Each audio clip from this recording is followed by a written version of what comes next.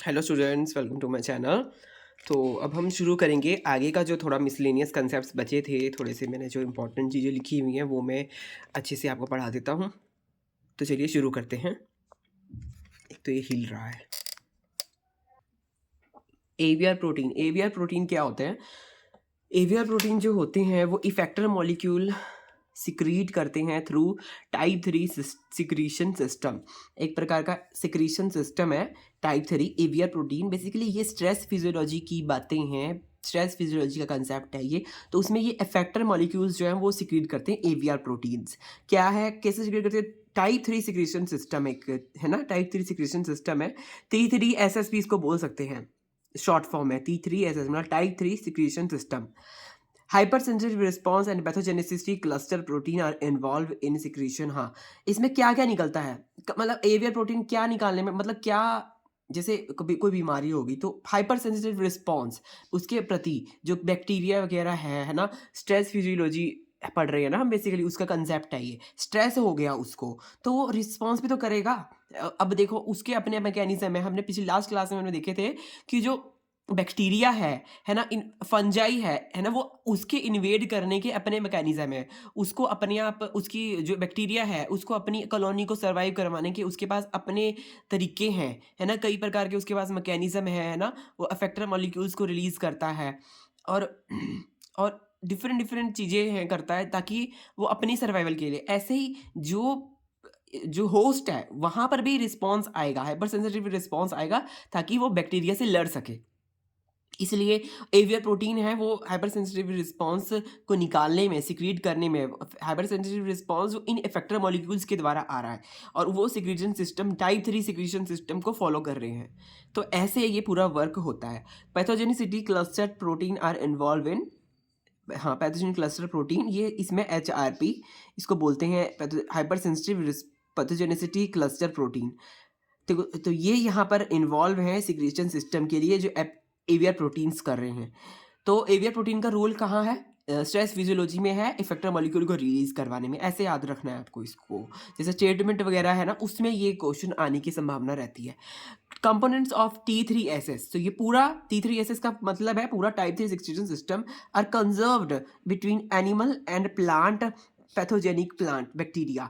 जो एनिमल और plant pathogenic bacteria है उसमें ये कंजर्व सीक्वेंसेस है, उसमें ये कंजर्व मतलब उसमें कभी चेंज नहीं होते, हमेशा कंजर्व्ड रहते हैं, इनको कोई चेंज नहीं कर सकता, है ना। ऐसा मतलब है, ऐसा कंजर्व्ड का मतलब। ठीक है, तो ये एक इंपॉर्टेंट बात हो जाती है एवीआर प्रोटीन से रिलेटेड। एवीआर प्रोटीन क्या है, उनका फंक्शन क्या है, वो क्या रिलीज करवाते हैं, तो मैंने सब कुछ यहाँ पे समझा दिया है। अब अगर हम बात करें पेप्केस की, पेप्केस जो है वो एक्टिव होता है पेप्केस काइनेस के द्वारा और इनएक्टिव होता है फॉस्फाटेस के द्वारा। फॉस्फाटेस, हमेशा याद रखना, फॉस्फाटेस जो है वो इनएक्टिवेट करवा रहा है, एज वो निकाल रहा है, बेसिकली एक्टिवेट से इनएक्टिवेट करवा रहा है, रुकवा रहा है प्रोसेस को। ठीक है, अगर हम बात करें एनिलिन और उससे रिलेटेड अमाइनो एसिड्स की, प्रोड्यूस होते हैं बाय पायरोवेट, पायरोवेट से एनिलिन और ये प्रोड्यूस होता है। तो ऐसे ही मैंने इंपॉर्टेंट बातें लिखी हुई हैं। सैलिसिलिक एसिड है जो, वो क्या है, वाइडली यूज एज एनाल्जेसिक। तो सैलिसिलिक एसिड का यहाँ पे इसमें रिस्पॉन्स है, एनाल्जेसिक रिस्पॉन्स है इसका। ठीक है, वो मतलब एनाल्जेसिक का मतलब यही हो गया कि वो प्रोड्यूस कर रहा है effector molecules, hyper sensitive response लेके आ रहा है सैलिसिलिक एसिड जब प्रेजेंट है। हमने लास्ट क्लास में सैलिसिलिक एसिड्स के दो पाथवे पढ़े थे, हमने NPR3, दो NPR3 और NPR1 के बारे में पढ़ा था। NPR3 जो होते थे वो लो एफिनिटी वाले होते थे, वो पास वाली जगह में इन्वेड करके वहाँ पे प्रोसेस को करते थे, और NPR1 वाला जो था वो दूर जाके, सॉरी NPR4 वाला जो था वो दूर जाके करता था काम, क्योंकि उसकी एफिनिटी ज़्यादा थी। तो सैलिसिलिक एसिड का हमने ये रिस्पॉन्स देखा था। तो सैलिसिलिक एसिड एक प्रकार से एनाल्जेसिक इसकी प्रॉपर्टी है। तो पूरा डिटेल में तो ये बताऊंगा नहीं मैं NPR3-4 का, क्योंकि लास्ट क्लास में हो गया था। अब हम नेक्स्ट आगे बढ़ते हैं, आगे देखते हैं मैंने क्या क्या पॉइंट्स लिखे हैं। तो तो ऐसे ये जो पॉइंट्स हैं ये इंपॉर्टेंट है, छोटे छोटे पॉइंट्स मैंने यहाँ पे सबको लिखे हुए हैं शॉर्ट नोट्स में। तो चलिए पढ़ते हैं। शेड एक्यूमुलेशन, एक्यूमुलेटेड जो लीव्स होते हैं उसमें क्या होता है, chlorophyll A upon chlorophyll B का रेशो ज़्यादा है, मतलब क्लोरोफिल ए उसमें ज़्यादा है, सॉरी लो है, क्लोरोफिल ए उसमें लो है। ठीक है, और लोअर डार्क रेस्पिरेशन पर एरिया, डार्क रेस्पिरेशन भी इसमें कम है, लोअर है। पर एरिया के हिसाब से जो डार्क रेस्पिरेशन है वो भी कम है।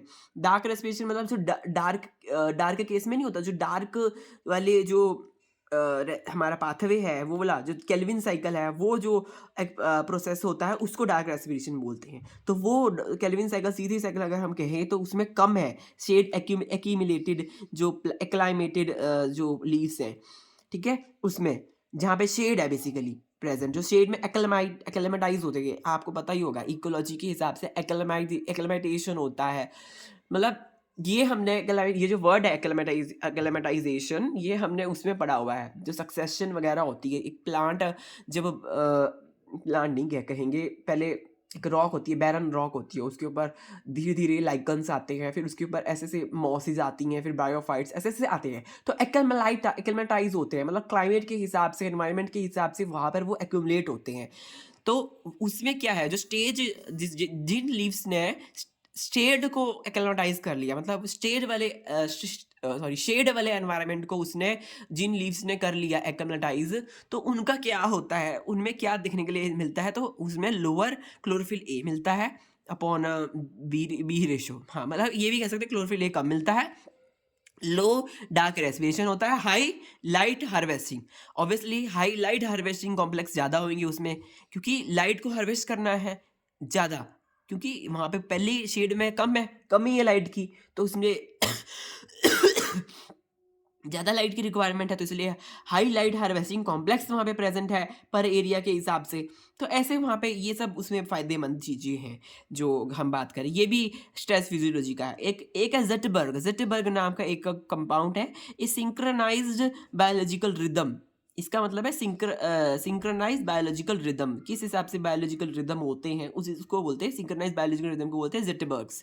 ये एक आपको ऐसे पता होना चाहिए, एक ऐसे डेफिनेशन है एक प्रकार की, मैंने लिखी हुई है यहाँ पर, ठीक है। नाइट्रोजनस एंजाइम 2 कंपोनेंट से मिलके बना हुआ है।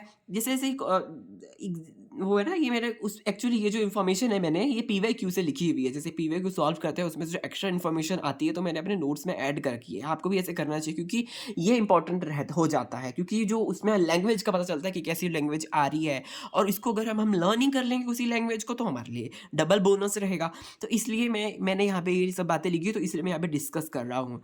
तो देखिए 2 कंपोनेंट हमने लास्ट क्लास हमने पढ़ा हुआ है ये पिछले क्लासेस में, बट मैंने यहाँ लिख लिया तो मैं बता देता हूँ। 2 कंपोनेंट जैसे डाइनाइट्रोजिनेज रिडक्टेज और डाइनाइट्रोजिनेज। एक है डाइनाइट्रोजिनेज रिडक्टेज, एक कल्ला डाइनाइट्रोजिनेज है। जो नाइट्रोजन रिडक्टेज है उसमें Fe प्रोटीन होता है, और इसमें से जो कल्ला डाइनाइट्रोजिनेज है उसमें MOFE प्रोटीन होता है, और इसमें दो क्लस्टर्स में होते हैं, इसमें होमोडाइमर में होते हैं।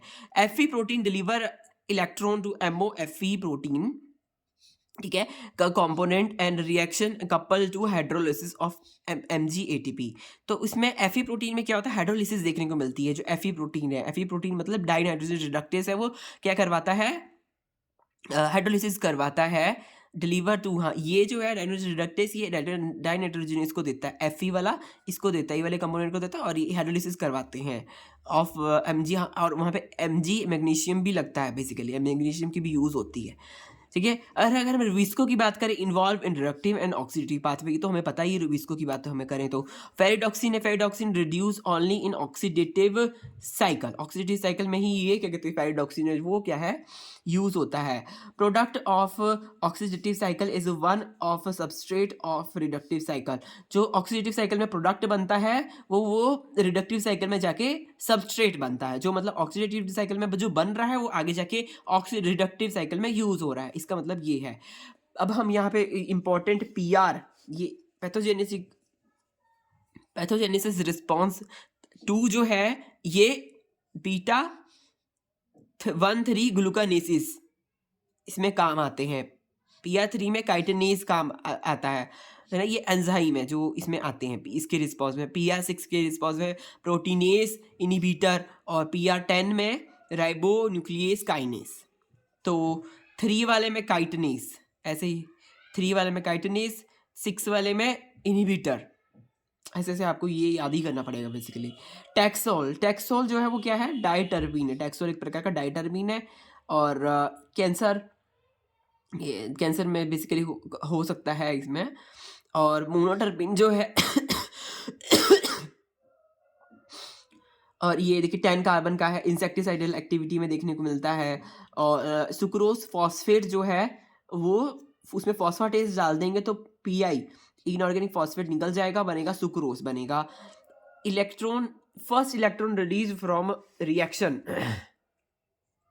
यहाँ पे देखिए क्या लिखा है, first electron release from reaction P680। ये बेसिकली वो जेड स्कीम वाला मैंने यहाँ पे क्वेश्चन आया होगा तो उस हिसाब से मैंने लिखा है। तो फर्स्ट इलेक्ट्रॉन उसका P680 से ट्रांसफर होके QA में जाता है टू प्रोड्यूस प्लास्टोक्यूनिनोन। अगर किसी ने जेड स्कीम नहीं पढ़ी है वो लास्ट क्लास में देख सकता है, लास्ट क्लास में तो नहीं, पिछली क्लासेस में देख सकता है। हाँ, QA जो है वो नॉन मोबाइल प्लास्टोक्यूनिनोन है। QB जो है वो टाइटली बाउंड टू कॉम्प्लेक्स, हाँ tightly compound to complex is mobile basically. तो टाइटली बाउंड कॉम्प्लेक्स क्या, और ये मोबाइल है। ये वाला QA नॉन मोबाइल है, QB जो है मोबाइल है, ठीक है, मतलब मोबाइल जो ट्रैवल कर सकता है, ठीक है। Catalyse oxidation of substrate by reducing electron acceptor NAD positive. One catalyse यहाँ पे देना था कि जो ऐसे जो कैटालाइज करते हैं, एक एग्जांपल देना था जो कैटालाइज करते हैं ऑक्सीडेशन को by reducing electron acceptor NAD positive. Reducing electron acceptor NAD positive के द्वारा जो कैटालाइज करते हैं रिएक्शन को, वो है लैक्टोज डिहाइड्रोजिनेज पायरुवेट डिहाइड्रोजन। जो डिहाइड्रोजिनेज वाले हैं सारे, लैक्टेट आ गया, लैक्टोज नहीं, लैक्टेट, पायरुवेट और आइसोसिट्रेज। और कौन सा नहीं है वो है ये सक्सीनेट डिहाइड्रोजिनेज, ये नहीं है। जो बेसिकली क्या नहीं है ये जो है ये one catalytic oxidation of substrate by reducing electron acceptor NAD positive को नहीं निकालता है ये सक्सीनेट डिहाइड्रोजिनेज, बाकी ये सब निकालते हैं जब ऑक्सीडेशन होती है। तो ये तो था इंपॉर्टेंट, इसमें अगले पेज में देखते हैं। एंथ्रोपोजेनिक एक्टिविटी, एंथ्रोपोजेनिक का क्या मतलब है? एंथ्रोपोजेनिक मतलब जो मैन मेड जो एक्टिविटीज़ है वो कंट्रीब्यूट करती हैं, किसके लिए कंट्रीब्यूट करती है? जो नाइट्रोजन है, नाइट्रोजन का जो फॉर्मेशन है ग्लोबल नाइट्रोजन साइकिल में, ये कंट्रीब्यूट करती है नाइट्रोजन जो एंथ्रोजेनिक एक्टिविटीज़ है। इंडस्ट्रियल प्रोडक्शन ऑफ फर्टिलाइजर्स हो गया, उसमें भी करती है इंडस्ट्रियल प्रोडक्शन जो है। मेथ्योनिन क्या है? मेथ्योनिन एक प्रकार का प्रिकर्सर है in the biosynthesis of glucosinolates की बायोसिंथेसिस में ये है। और कॉलन काइमा क्या है? कॉलन काइमा एक प्रकार का, ये अब पहली दूसरी बात आ गई, ये नेक्स्ट टॉपिक है बेसिकली कॉलन काइमा। ये हाँ, cell wall thick and require more glucose for production, इसको ज़्यादा ग्लूकोज चाहिए कॉलन काइमा को। Usually produced in short tips and young petiole. और हाँ, क्योंकि कॉलन काइमा में देखे थे स्क्लेरन काइमा होता है, कॉलन काइमा होता है, ये तो हमने छोटी क्लासेस में हमने पढ़ाई यही है कि जो कोलन काइमा होता है उसकी सिंगल ऐसे होता है, उसकी जो मेम्ब्रेन होती है वो सॉफ्ट होती है, सिंगल होती है, और डबल मेम्ब्रेन नहीं होता है। वो डबल मेम्ब्रेन होता है स्क्लेरन काइमा, हमने पढ़ा है। डबल मेम्ब्रेन है वो, इसका मतलब उसके अंदर लिग्निन प्रेजेंट है और वो थिक है, उसको डेड टिश्यू भी बोलते हैं स्क्लेरन काइमा को। तो कोलन काइमा जो वो इजिली डिवाइड हो सकता है, तो इजिली जो डिवाइड कौन से हो सकते हैं? जो यंग पेटिकोल्स है, यंग शूट की जो टिप्स है वो ग्रो हो रही है ना कंटिन्यूसली, वो इसलिए ही क्योंकि उसमें कोलन काइमा प्रेजेंट है, इसलिए उसके पास प्रॉपर्टी है कि वो जल्दी जल्दी प्रोड्यूस हो रही है, रिप्रोड्यूस हो रही है और आगे आगे बढ़ रहा है। जो यंग पिट्यूल तो बढ़ती जाती है, रुकती नहीं है ना, इसलिए क्योंकि इसके अंदर कोलन काइमा प्रेजेंट है। Not present in subterranean shoots and roots, जो सबटेरियन शूट्स है उसमें ये नहीं पाया जाता है, नॉट। और अगर हम यहाँ बात करें प्लांट फाइटोक्रोम की, फाइटोक्रोम जो है वो कुछ ये क्वेश्चन आया होगा तो उस हिसाब से मैंने पूरा लिखा हुआ है कि फाइटोक्रोम कुछ ऐसा दिखता है। PS डोमेन, फाई डोमेन, ये PRD डोमेन है इसमें, और HKRD डोमेन है यहाँ पे, है ना। हिस्टिन काइनेज रिलेटेड डोमेन, ऐसे PR domain, BRD domain, PHY, GAF, ऐसी चीज़ें यहाँ पे प्रेजेंट है। Phy has 2 PRD domain, phy के पास 2 PRD डोमेन है, किसमें? प्लांट क्रिप्टोक्रोम है।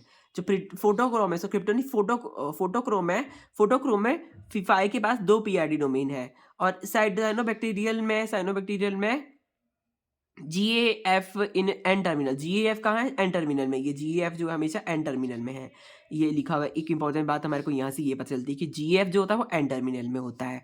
और cysteine residue is import cysteine residue का इंपोर्ट होता है, सिस्टीन जो रेजिड्यूज है उनका इंपोर्ट होता है। Form linkage is located in GAF domain in canonical phytochrome phy and CPHL। तो यहाँ पे क्या है, सिस्टीन रेजिड्यू जो है वो सिस्टीन रेजिड्यू का इंपोर्ट है form linkage in located in GAF domain. GAF domain का क्या रोल है वो मैंने यहाँ पे लिखा हुआ है। बेसिकली GAF का रोल है लिंकेज करवाता है इन कैनोनिकल फाइटोक्रोम। लिंकेज है, देखिए किसमें, PHY में इसकी लिंकेज है। और जो CPHL है, CPHL उसमें इसकी लिंकेज है। मतलब ये दो चीज़ों को GAF है, इन दो चीज़ों को आपस में लिंक करे हुए है। ये जो PS है और GAF जो है ये C टर्मिनल को और इसको, और ये जो CPHL और PHY जो है, ये देखिए CPH, ये है ना CPHL साइनोबैक्टीरिया, देखिए हाँ। तो ये CPHL है, एन टर्मिनल में CPHL लगा हुआ है। तो इसको जोड़ने का कौन काम कर रहा है, ये कर रहा है GAF इन दोनों को जोड़ने का काम कर रहा है, फाई को और इस वाले कंपोनेंट को इस वाले कंपोनेंट को जोड़ने का काम कर रहा है। ठीक है, ये इसकी एक विशेषता है। तो ऐसे ये आ जाता है। ये देखिए बैक्टीरियल का कुछ इस प्रकार से प्रेजेंट होता है, आपस में जुड़ा हुआ होता है बैक्टीरिया का। यहाँ से देखिए ये सल्फाइड बॉन्ड कह सकते हैं इसको, एस का सल्फाइड बॉन्ड होता है। तो ऐसे जुड़ा हुआ है यहाँ पे GAF के साथ, और यहाँ पे GAF के साथ नहीं जुड़ा हुआ, ऐसे उधर को है। तो ये तो एक स्ट्रक्चरल डिफरेंस यहाँ पे देखने को अगर हमें पता होना चाहिए इसका स्ट्रक्चरल डिफरेंस। अब अगर हम बात करें फर्मेंटेशन की, फर्मेंटेशन में इसका ये हमने ना प्रीवियस क्लासेस में भी, पहले की जो क्लासेस होती थी उसमें हमने फर्मेंटेशन अगर आपने पढ़ा हुआ ध्यान से, तो आपने देखा होगा फर्मेंटेशन में NAD की प्रोडक्शन होती है, promote glycolysis by generating NAD। और जो फर्मेंटेशन का जो NAD निकलता है ना, फर्मेंटेशन में ADP की फॉर्मेशन नहीं होती, फर्मेंटेशन में NAD पॉजिटिव की फॉर्मेशन होती है। और वहाँ पे NAD पॉजिटिव जो है ये इंपॉर्टेंट, फिर हमारे को जरूरत पड़ती है इसकी आगे दूसरे प्रोसेस में, जो ग्लाइकोलिसिस है उसमें इसकी जरूरत पड़ती है। तभी तो कह रहे हैं कि फर्मेंटेशन जो है वो प्रमोट करता है ग्लाइकोलिसिस, क्योंकि फिर ग्लाइकोलिसिस में जो ATP बनता है ना, वो अपने आप तो बन नहीं रहा, वो इन्हीं जो एनर्जी करेंसी है NAD पॉजिटिव जो है, इसी की मदद से वो बनता है। इसका पूरा फ्लो चार्ट बनकर आता है, मैंने यहाँ पे शॉर्ट नोट्स में लिखा हुआ है, बहुत ही समराइज्ड वे में लिखा हुआ है, इसलिए आपको समझ नहीं आ रहा होगा पूरा। नहीं तो इसका एक फर्मेंटेशन का पूरा एक चार्ट है, उसमें पूरा दर्शाया हुआ है कि फर्मेंटेशन के जो NAD पॉजिटिव वो कैसे ग्लाइकोलिसिस में आ जाके यूज होते हैं। क्योंकि जो ये चीज बन रही है, NAD पॉजिटिव जो बन रहा है, फिर ऐसा तो नहीं है ना ये आगे कहीं इसका यूज ही नहीं होगा, इसलिए जो चीज बन रही है उसका यूज भी होगा आगे, इसलिए इसका यूज आगे इसी में ही है। NAD पॉजिटिव से NADH बनता है, NADH तो फिर एनर्जी करेंसी है, ऐसे एनर्जी बनती है फिर ATP बेसिकली जो है, ATP की दूसरी फॉर्म होगी NADH पॉजिटिव। NADH की बात करें अगर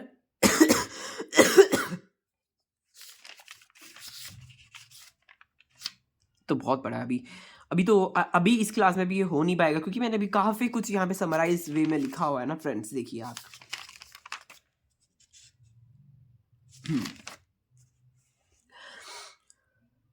पर अभी देखते हैं कि या फिर मैं सारा अभी पढ़ा दूं फिर, पर क्योंकि ना इसमें ऐसा नहीं है, पूरा अच्छे से समझाना पड़ता है। तो फ्रेंड्स मैं सोच रहा हूँ अभी हम इतना ही करते हैं, जल्दी ही मैं इसकी एक और क्लास लेके आऊँगा ना, फिर हम आगे करेंगे। तो ठीक है फ्रेंड्स, मिलेंगे आपको नेक्स्ट क्लास में। और फ्रेंड्स आप जो है पूरे अच्छे से ये रिवीजन करें, क्योंकि देखिए लास्ट क्लास में जो हमने पढ़ा था ना, फिर वो भी पूरा अच्छे से आपको पढ़ना चाहिए। क्योंकि जो इसमें देखिए लास्ट क्लास में मैंने NPR 3 और NPR 4 के बारे में बताया था, वो आपको पढ़ना पड़ेगा, फिर ही आपको समझ में आएगी ये जो आगे की चीज़ें हैं। क्योंकि यहाँ पे भी NPR 3 जो हमारा यूज़ हुआ, सैलिसिक एसिड जो एनर्जेसिक है, वो क्यों है उसके बारे में हम यहाँ पे लिखा हुआ है सब कुछ। और लास्ट क्लासेस में जो पड़ी हुई चीज़ें हैं, ये सारा कुछ देखिए, ये सारा कुछ अगर आपने मिस कर दिया तो डरने की बात नहीं है, चैनल में सब कुछ अवेलेबल है और अब चैनल में अवेलेबल भी रहेगा ही, है ना? इसमें ऐसा कुछ नहीं है, वहाँ से आप ये पढ़ सकते हैं, सारा कुछ ईज़िली पढ़ सकते हैं। अभी मैंने ये शॉर्ट क्लास ही ली है, मैंने जानबूझ के ज़्यादा कुछ लंबी क्लास मैंने ली नहीं, क्योंकि ये इंपॉर्टेंट चीज़ें हैं, छोटी-छोटी चीज़ें हैं और इनको समझाने में टाइम लगता है। तो अब मैं नेक्स्ट क्लास भी, अभी 20 मिनट्स की क्लास तो हो जाएगी आज, तो 20 मिनट्स की क्लास में एक और ले लूँगा, है ना? और ये अगली क्लास तक मैं ये सारा कवर करा दूँगा। जल्दी-जल्दी देखिए, फिर मेरी गला गला भी बहुत ख़राब है आजकल, और आज संडे था तो मैंने सोचा आज कुछ कर दूँ, बल्कि मेरा गला बहुत ज़्यादा ख़राब है, इससे कुछ बोला भी नहीं जा रहा।